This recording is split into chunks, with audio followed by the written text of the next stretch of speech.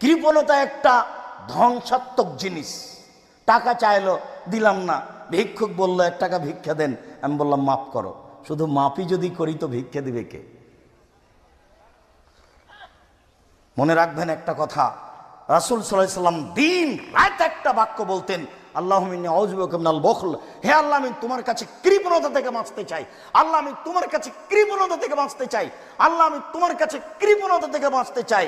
আবার তিনি বলতেন ওয়াত্তাকু শুহা, পৃথিবীর মানুষ তোমরা কৃপণতা থেকে বাঁচো। ওয়াত্তাকু শুহা, তোমরা কৃপণতা থেকে বাঁচো। আবার তিনি বলতেন লা ইয়াদখুলুল জান্নাতা বাখিল, কৃপণ জান্নাতে যাবে না। ঘটনা কি?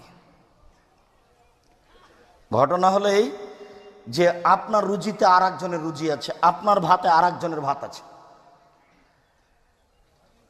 যদি না দেন তাহলে ফল হবে জাহান্নাম, আর ওই লোকটা না খেয়ে থাকবে। কোনোটাই